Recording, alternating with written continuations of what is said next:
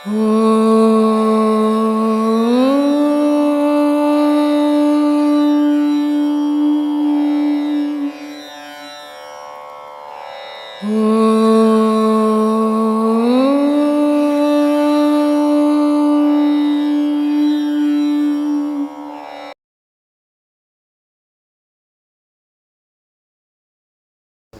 ஐக்கியர் நமக்கெல்லாம் கடவுளை எப்படி தேடணும், தேடி எப்படி தெரிஞ்சுக்கணும் அப்படின்றதுக்காக நமக்குள்ளே சொல்கிறார். கடவுளை எங்கே தேடுறது?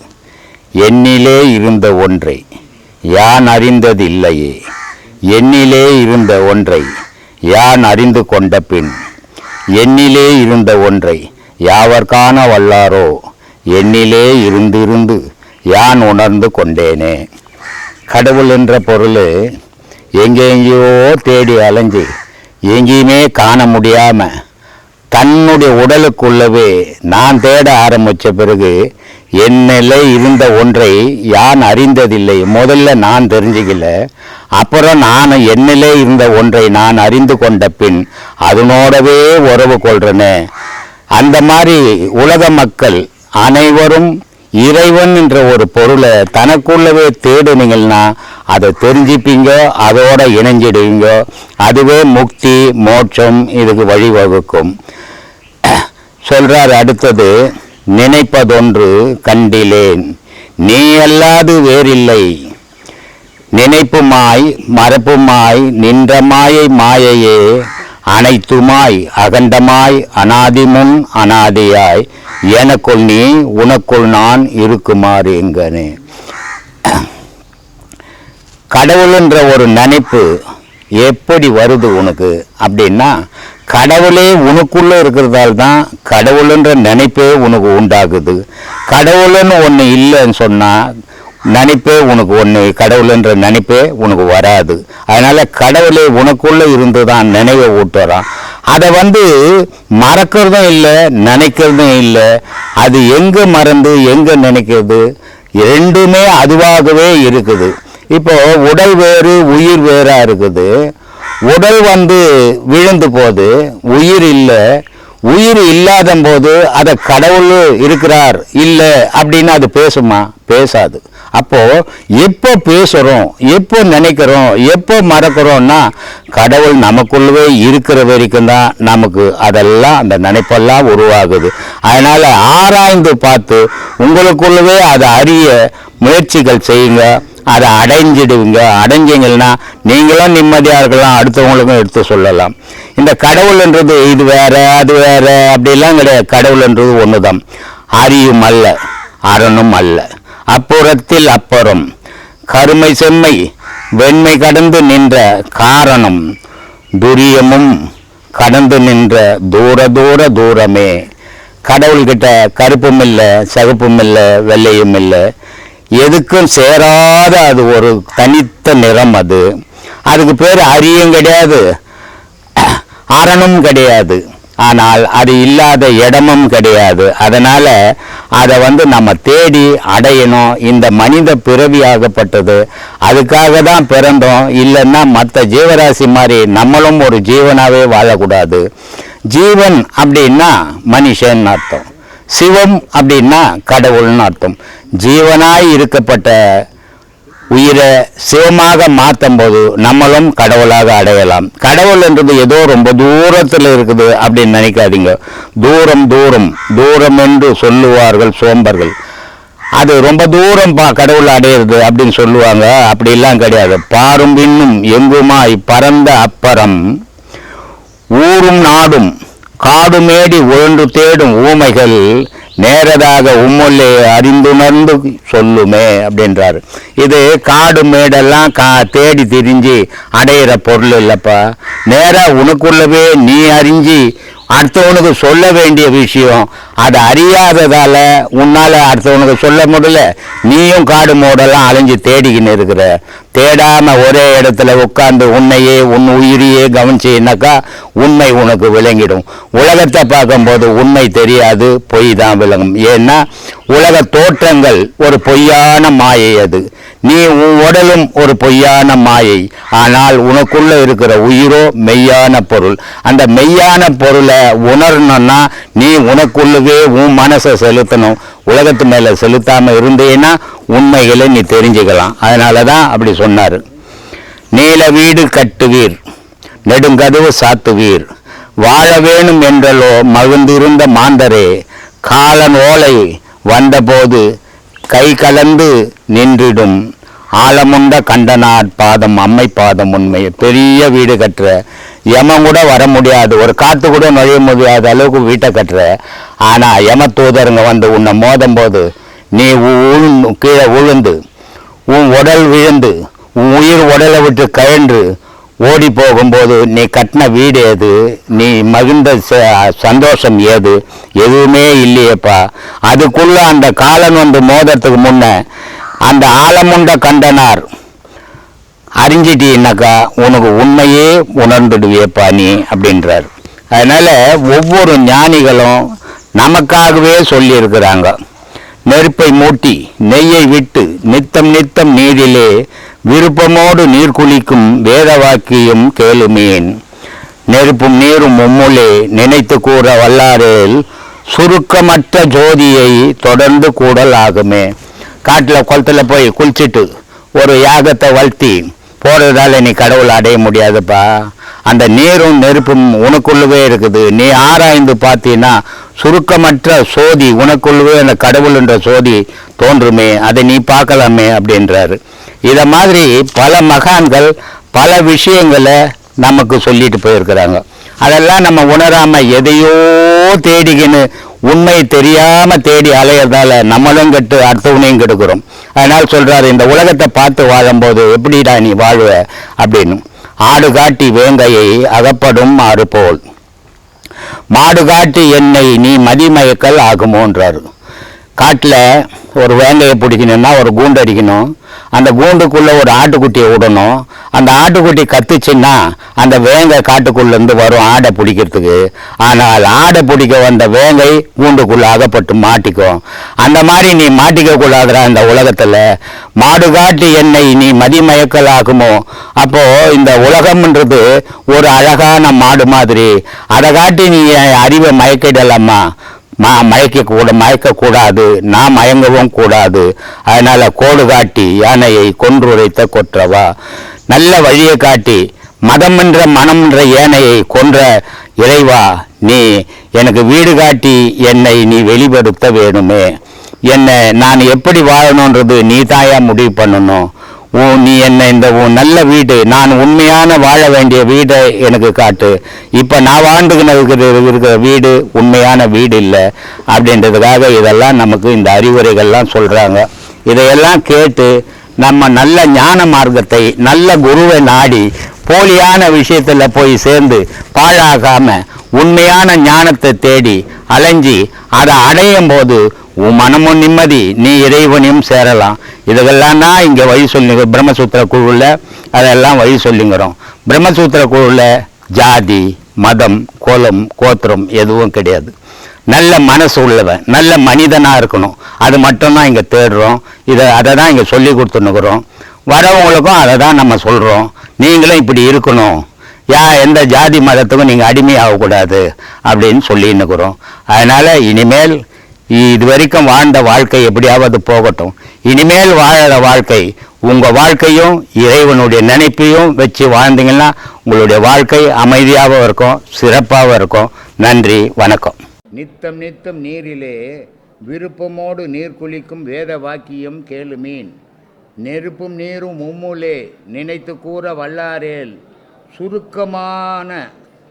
சுருக்கமற்ற சோதியை தொடர்ந்து கூடல் ஆகுமே. கடவுள் உனக்குள்ளகிறான்டா. ஊரெல்லாம் சுற்றிட்டு அங்கே குளித்தேன் இங்கே குளித்தேன் அங்கே கடவுளை தேடினேன்னு தேடாத, உனக்குள்ளே தேடுறா.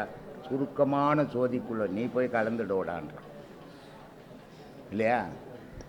பாம்பாட்டி சொல்கிறான், ஏம்மா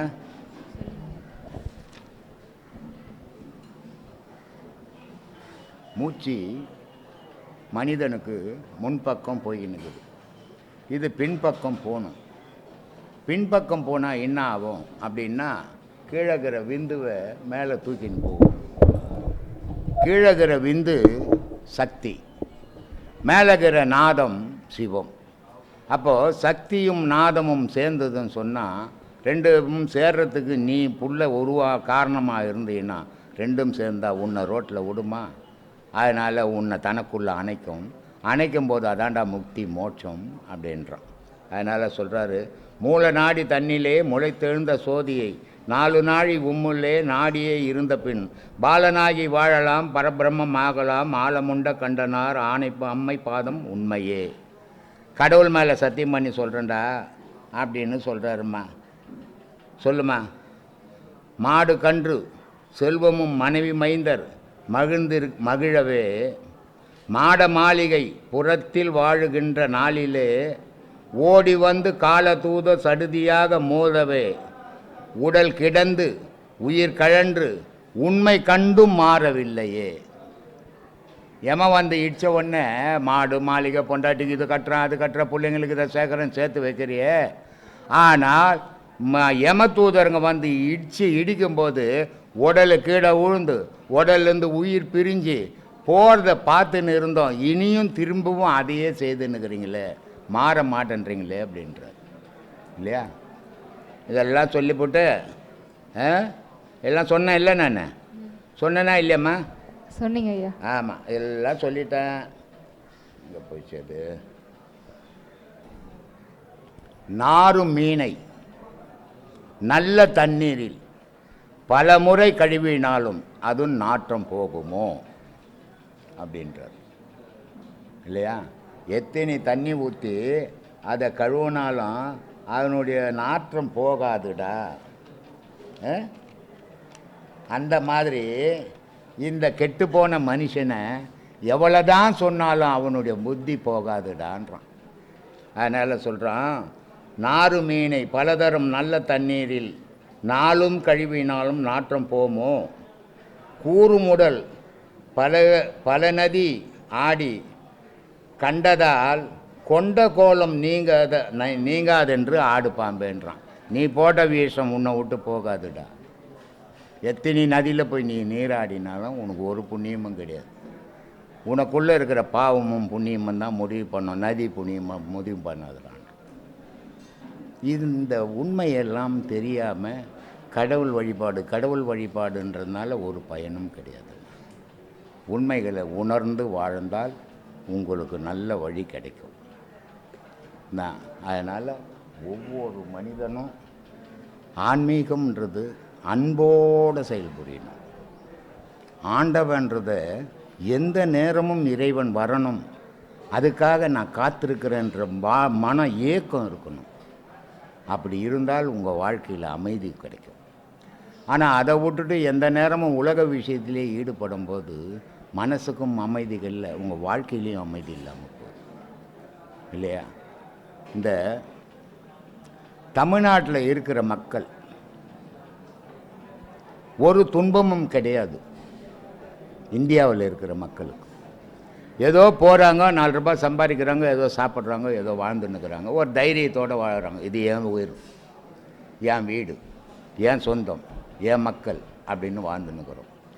ஆனால் இந்த இலங்கை தமிழர்கள் இருக்கிறாங்களே, நரக வேதனை அவங்களுக்கு. எந்த நாட்டில் போவாங்க, எப்படி வாழ்வாங்க, அந்த நாட்டுக்காரன் இவங்களை எப்படி வழி நடத்துவான் அப்படின்னு பல விதத்தில் அவங்க இன்னல் பட்டு ஒவ்வொரு நாட்டிலையும் வாழ்ந்துன்னுக்கிறாங்க. ஆனால் அவ்வளோ இன்னல் பட்டு வாழ்ந்தாலும் தைரியத்திலையும் அவங்களுக்கு ஈடாக நம்ம மக்களை சொல்ல முடியாது. அதே மாதிரி இரக்கத்திலையும் அவங்களுக்கு ஈடாக நம்ம மக்களை சொல்ல முடியாது. ஏன் சொல்கிறேன்னா, ஒரு வெளிநாட்டில் ஒரு வறுமையில் ஒரு பயத்தில் அந்நிய நாட்டில் போய் வாழ்ந்தால் கூட எவ்வளோ உதவிகள் இந்த கோவிலுக்கு செய்திருக்கிறாங்க தெரியுமா? இவ்வளோ கஷ்டத்துலேயும் இவ்வளோ இரக்க குணம் இருக்குதா? அவங்கள பாராட்டவனாவா இல்லையா? நம்மளை விட அவங்க துன்பத்தில் இருந்தும் உதவி செய்கிறது ரொம்ப கஷ்டம். அதனால் சொல்கிறான், காட்டு கருவேப்பல் பூத்தால் என்னன்றான். கருப்பிலை செடி இருக்குத, அது இல்லைன்னா குழம்பு வைக்க மாட்டோம் இல்லை. அதை உருவி போட்டு தான் தாளிப்போம். அப்போ அது நல்ல கருவேப்பிலை. இதை விட அழகான கருவேப்பிலை காட்டு கருவேப்பிலை, அவ்வளோ மனம் வாழ்ந்தது. ஆனால் குழம்புல போட முடியாது. அதனால் சொல்கிறான், காட்டு கருவேப்பில் பூத்தால் என்ன. இப்போ கருவேப்பிலை செடியில் குண்டு குண்டு காய் வரும், பூ பூக்கும், அழகான மருதாணி செடியை விட கருவேப்பிலை செடியினுடைய பூ அவ்வளோ மனம் இருக்கும், அந்த தெருவே வாசனை வரும். அப்படிப்பட்ட கருவேப்பிலை செடி உதவாது. அதனால் சொல்கிறான், காட்டு கருவேப்பை பூத்தால் என்ன, கடல் நீர் பெருத்தால் என்ன. கடல் தண்ணி எவ்வளோ வந்தால் என்ன பண்ண போகிறோம், விவசாயம் பண்ண போகிறோம், இல்லை குடிக்க முடியும், இல்லை உதவாது தானே அது. அதே மாதிரி காட்டு கருவேப்பிலையும் உதவாது தானே, எவ்வளோ தான் பூத்து குழுங்கினாலும் உதவாது தானே. அதனால் சொல்கிறான், காட்டு கருவேப்பை பூத்தால் என்ன, கடல் நீர் பெருத்தால் என்ன, நாய்ப்பால் சுரந்தால் என்ன. எவ்வளோ தான் லிட்டர் கணக்கில் கண்ணோ டீ போட்டால் சாப்பிட்டு போகிறோம், உதவாது. எட்டி பழுத்தால் என்னென்ன, சப்போட்டா பழங்குத அது மாதிரி இருக்கும், எட்டி பழம் பெருசாக. ஆனால் அதை சாப்பிட்டா செத்து போயிடுவோம், ஆனால் பார்க்கறதுக்கு ரொம்ப அழகாக இருக்கும். அதனால் சொல்கிறான், காட்டு கருவேப்பை பூத்தால் என்ன, கடல் நீர் பெருத்தால் என்ன, எட்டி பழுத்தால் என்ன, நாய்ப்பால் சுரந்தால் என்ன, ஈயாதவன் வாழ்ந்தால் என்னன்ட்டாமா.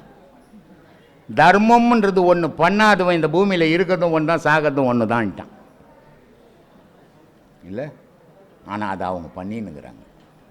இது ரொம்ப பாராட்டக்கூடிய விஷயமா இருக்குது. ஞானத்தில் நான் வந்தேன் அப்படின்னா, நான் வறுமையான குடும்பத்தில் பிறந்தேன். என் தாய்க்கும் தகப்பனுக்கும் தகராறு, 2 பேருக்கும் பகை வந்து, என்னுடைய தகப்பன் வந்து என்னை இட்டுக்குன்னு அவங்களுடைய அக்கா வீட்டுக்கு போயிட்டார். என்னுடைய அம்மா வந்து 2 தம்பிங்களை இட்டுக்குன்னு அவங்க அம்மா வீட்டுக்கு வந்துட்டாங்க. அந்த அம்மாவோடுன்றது தான் இந்த பொலிவாக்கம். நான் வளர்ந்தது மேல்நல்லாத்தூர்னு பக்கத்து ஊர். அங்கே எங்கள் அத்தையினுடைய வீட்டில் வளர்ந்தேன். அந்த அத்தையினுடைய வீட்டில் ஒரு 30 பேர் இருக்கிற பெரிய குடும்பம் அது. எல்லாருமே ரயில்வேயில் வேலை செய்கிறவங்க. ஆனால் என்னை எடுத்துன்னு போய் விட்ட உடனே அங்கே ஒரு வேலை செய்யணும். நான் என்ன வேலை செய்யணும், மாடு மேய்க்கணும். 5 மாடு இருக்குது. அந்த 5 மாடை மேய்க்கணும். நல்ல துணி கிடையாது எனக்கு.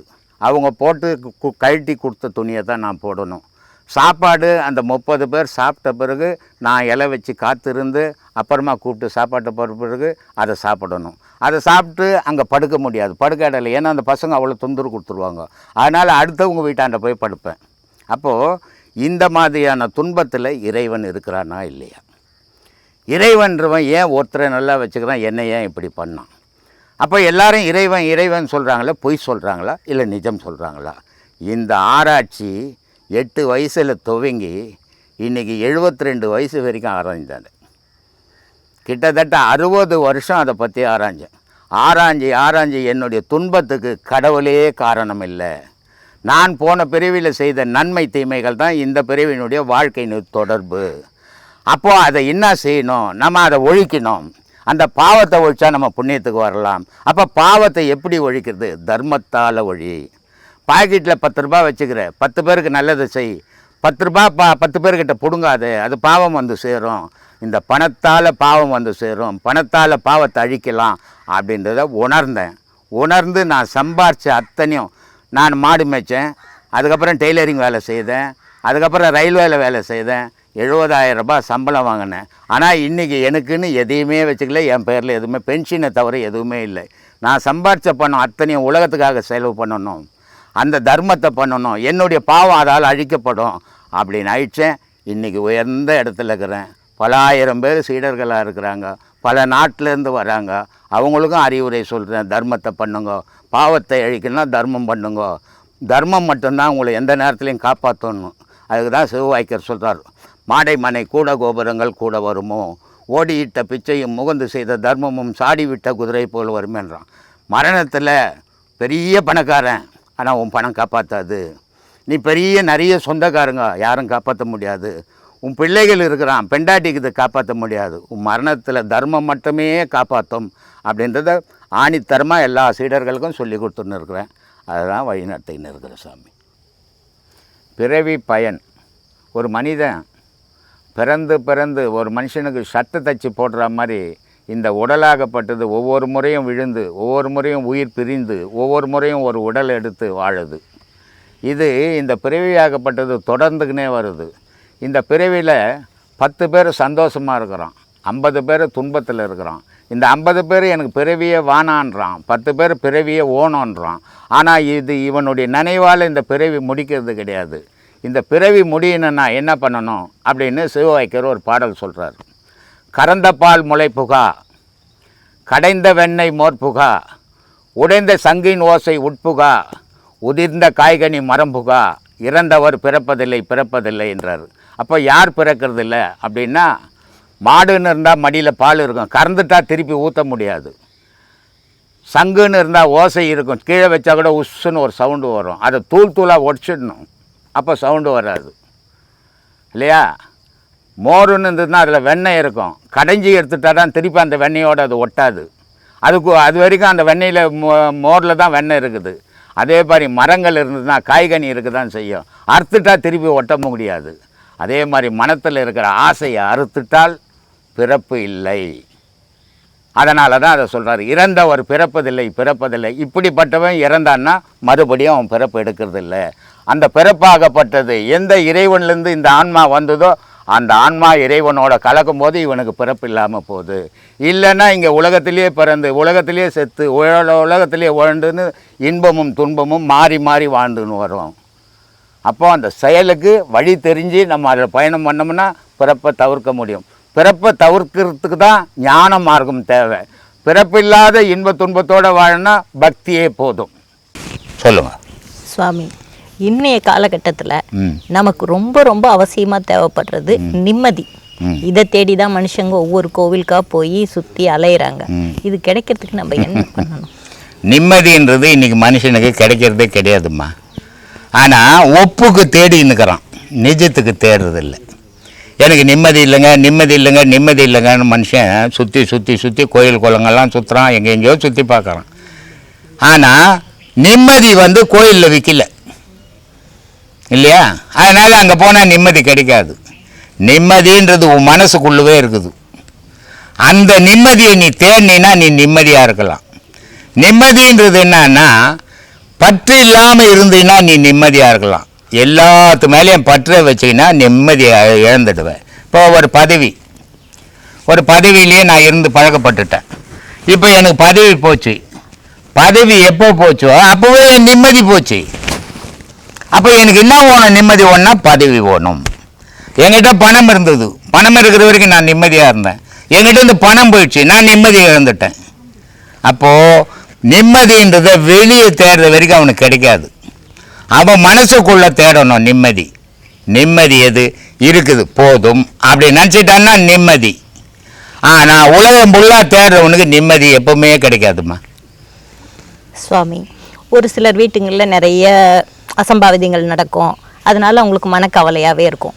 ஒரு ஜோசியர் சொல்கிறாரு, இந்த வாஸ்துக்கு இந்த விநாயகர் வச்சா நல்லது அப்படி இப்படின்னு. அது வச்சாதான் சரியாகுமா, இல்லை அது நம்மளோட மனப்பிரமையா? எனக்கு எங்கேயும் வச்சு சரியா இருந்தால் தெரியலம்மா. அதுக்கு தான் சொல்கிறது, உன் விதி என்னாவோ. இப்போ எந்த விநாயகரும் வைக்காத குழப்பம் இல்லாத எத்தனை பேர் வாழறான் சொல்லு. அப்போ விநாயகர் அவங்க வீட்டில் போய் குழப்பம் இல்லாத இருன்னு சொல்லிட்டு வந்தாரா? இவங்க வீட்டில் ஒரு கல் எடுத்து போய் வச்சுட்டின்னா அது குழப்பம் தீர்த்துருமா?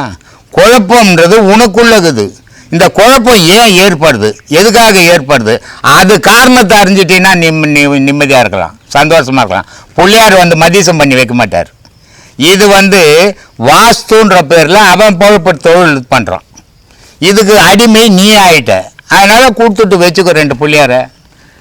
அப்போது அது நிம்மதி வந்தீங்கன்னா சந்தோஷம் தானே. பிள்ளையார் வந்தார் சந்தோஷமாகறன்னா அந்த சந்தோஷம் நல்லாயிருக்கும். ஏதாலும் உன் விதி என்னாவோ அதுபடி தான் உன் வாழ்க்கை, அதை யாரும் தடுக்க முடியாது. இப்போ தானே சொன்னேன் என் பிள்ளைங்க இந்த மாதிரி என்ன வச்சுருக்குறாங்கன்ட்டு. இதுக்கு காரணம் என்ன? உன் விதி. இதே டாக்டருங்க எத்தனையோ பேர் தாய் தப்புனை விட்டுட்டு உட்காந்துக்கிறாங்க, அது அவங்க விதி. விதியை யாராலையும் மாற்றவே முடியாது, இறைவனை தவிர. இடைகளை 1 மணி நேரம் 3/4 மணி நேரம் ஓடுது, பின்காலை 3/4 மணி நேரம் ஓடுது. சூரியகலை அப்போ தான் செயல்படும். சூரியனும் சந்திரனும் தான் ஓடிக்கிறாங்க சமயம் மாறி மாறி. ஏற்றுறதும் இறக்கமாகுது. உடம்புக்கு சூரியகலை மூலயமா சூடு ஏறுது. இந்த ஏறின சூடை திரும்ப சந்திரகலை என்ன பண்ணுது, இந்த உடம்பு தாங்காதுப்பா, இவ்வளோ சூடு இந்த உடம்பு ஏற்றுக்காது அப்படின்னு என்ன பண்ணுது, மூச்சு மாறி இந்த தேவையான அளவுக்கு அந்த சூட்டை குறைக்குது. எது? இடைகளையும் பின்களையும் மாறி மாறி ஓடி. மாறி மாறி ஓடி சூடு ஏறதும் குறைஞ்சது மாதிரி இருந்தால் என்ன பண்ணுறது? அங்கே ஒருத்தர் சொல்லிட்டு போட்டார், கொல்லன் உலை போல கொதிக்குதடி என் வயிறு. இதை கொல்லன் உலை முறை ஓடிக்கணும்னா இப்படி ஏறது இறங்குமா என்னைக்கு அது கொதிக்கிறது? கொதிக்கவே கொதிக்காது. அப்போ என்ன பண்ணுறாரு, இந்த 2 மூச்சும் உனக்கு உதவாதுரா, இது 2த்தையும் ஏற்றும் போய் அக்னி கலையான சுழுமுனையில் ஏற்று, அதில் நீ ஏற்றிட்டேன்னு சொன்னால் இது அணையாத அடுப்பு மாதிரி, கொல்லன் உலை மாதிரி எப்பவுமே கொதிச்சுக்கிட்டே இருக்கும். அந்த கொதிப்பு, அந்த சூடு தான் நம்மளை இறைவன்கிட்ட போய் சேர்க்கும். ஏன்னா நம்ம மனசை, நம்ம ஆன்மாவை, ஆன்மா சுத்தமான பொருள் தான், ஆனால் உயிர் போகும்போது இந்த மனம் புத்தி எல்லாத்தையும் சேர்த்து எடுத்துன்னு போதில்ல. அப்போ ஏதோ ஒரு வகையில் அதை அழுக்கு பட்டிங்கன்னா இன்னொரு பிறவி. உத்தமனாக இருந்தால் நான் ஏன் பிறக்க போகிறேன்? ஏதோ பாவம் பண்ணாதான் எனக்கு பிறவி கொடுத்தான். அந்த ஏதோ ஒன்று பாவம் பண்ணது மனம் பண்ணிச்சுப்பா, அதை அழிக்கணும்னா இங்கே தண்ணி கழுவுற மாதிரி உடம்பு கழுவுற கழுவ முடியாது, அக்னியில் அதை குளிப்பாட்டு. அப்போ உன் மூச்சை இடைகளை சந்திரகலையமாக ஓட்டுறதை நிறுத்தி, சூரியகலையமாக ஓட்டுறதை நிறுத்திட்டு அக்னி கலை ஏற்று, அதுக்கு பேர் காணும். அதை தான் இப்போ நமக்குள்ளே பண்ணின்னு இருக்கிறோம். அந்த அக்னி ஏறினா அவனுக்கு மரணம் இல்லை, அது இறைவன்கிட்ட போய் கொண்டு போய் சேர்க்கும். இதுதான் சம விஷயம். சரி, ஓகே சார். அப்புறம் கருணை இல்லாதவனால கடவுளை காண முடியுமா? கருணை இல்லாதனால கடவுளை காண முடியுமா? காணவே முடியாது சாமி, காணவே முடியாது. ஐயா வள்ளலார் சொல்கிறாரு, வாடிய பயிரை கண்ட போதெல்லாம் வாடினேன். ஏன் வாடினோம்? பயிர் வேணாம், உலகத்தில் பயிரே அடியிலையா? ஏன்னா அந்த ஒரு பயிர் விளைஞ்சதுன்னா நெல் கதிர் வருது, அந்த நெல் கதிர் 1000 கதிர்களை உற்பத்தி பண்ணக்கூடிய சக்தி இருக்குது. இது மாறி மாறி உற்பத்தி பண்ணால் இந்த உலகத்தில் இருக்கிற எல்லா உயிருக்கும் அது போய் சேரும் அப்படின்னு யாரை பார்த்து பாரு, பயிரை பார்த்து அவர் வாழலை.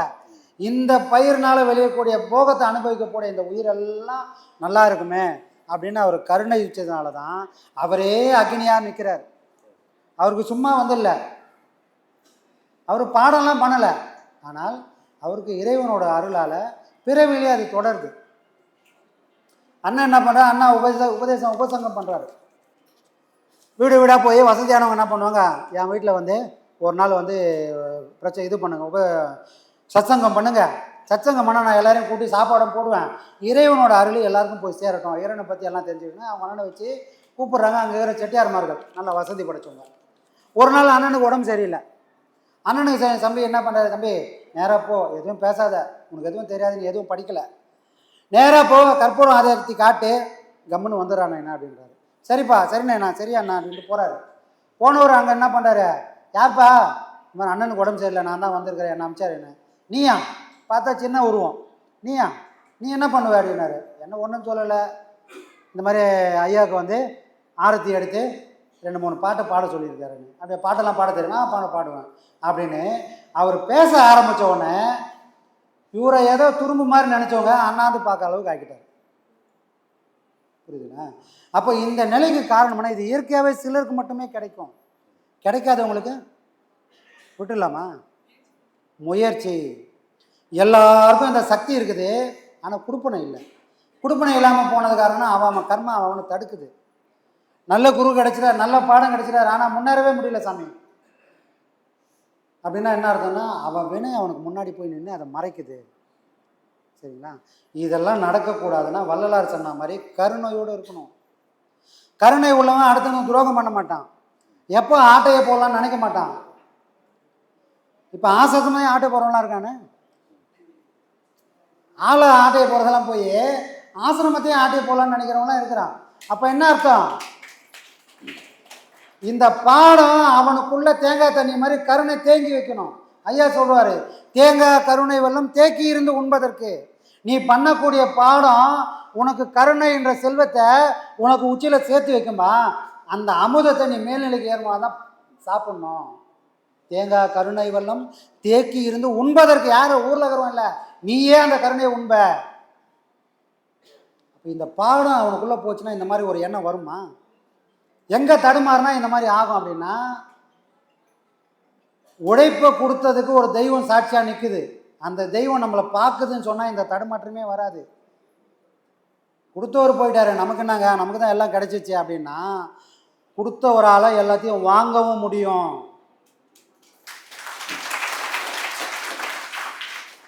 புரியுதுங்களா?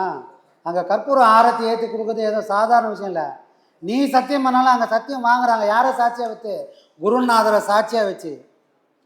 இதெல்லாம் புரிஞ்சால்தான் ஞானம். அந்த ஞானம் நம்மளை கடை சேர்க்கும். வெறும் பாடம் பண்ணுறவன் ஊர் போய் சேரவே மாட்டான், ட்ராவல் தான் பண்ணி நிற்பான். எந்த ஜங்ஷனில் நிற்கணும்னா ட்ராவல் பண்ணி என்ன பிரயோஜனம்? நீ ஏதோ ஒரு ஊருக்கு போனோன்னா அந்த ஊரில் ட்ரெயின் நின்னா தானே இறங்குவேன். இறங்க வேண்டியது தூங்கிட்டேன்னா போயிடுமே. அந்த மாதிரி ஆள்லாம் இருக்கிறேன். என்ன திருவள்ளூரில் ஏறுவாங்க, நடுவில் வெளிவாகத்தில் இறங்கணும், நல்லா தூக்கம். அது எங்கே போய் நிற்கும்? திரும்பி சென்ட்ரலில் போய் நிற்கும். வெளிவாகலாம் தாண்டி போய்கிட்டோம். ஐயோ சென்ட்ரலில் போய் திப்புன்னு ஏறணும். என்னப்பா ஆச்சு? சென்ட்ரலுங்க இது. ஐயோ நான் வெளிவாக ஏறணுங்க. சரி வந்தவர் அப்பயாச்சும் விழிப்பாக்கணும்ல, அப்பவும் விழிப்பேன். அங்கேயும் ஒரு தூக்கம் போடு. திருப்பி அது திருவள்ளூர் வந்து நிற்கும். அப்போது இறங்க வேண்டிய இலக்கு என்னான்னு தெரிஞ்சு அங்கே இறங்கிறதுக்கு நம்ம விழிப்பாக இருக்கணும். மதி மயங்குனா தெரிஞ்சுக்கினே தான் இருப்போம். ஆடு மாடு தெரிகிற மாதிரி அவன் கூடவே மாட்டான். அங்கே ஊர் போய் நம்ம சேரவும் மாட்டோம். அப்போ இதுக்கெல்லாம் ஒரு விஷயம் என்னென்னா, அந்த கருணை, இறைவன் கருணையானவனா இறைவனை போய் நீ சேரக்கூடிய உனக்கும் அதை தொத்திக்கணும். என்ன சாமி, ஒரு நோய் வருது, அந்த நோய்க்கு மருந்து அதே நோயில் தான் கண்டுபிடிக்கிறான். சக்கரை நோய்க்கு சாமி, சக்கரை நோய்க்கு மருந்து எதில் இருக்குது சாமி? இன்சுலின் தானே. அதே எதுலேருந்து எடுக்கிறான். அதே பொருள் தான், எது சுரக்கலையோ அதே பொருளை வெளியேந்து இன்ஜெக்ட் பண்ணி அதை சுரக்க வைக்கிறான்.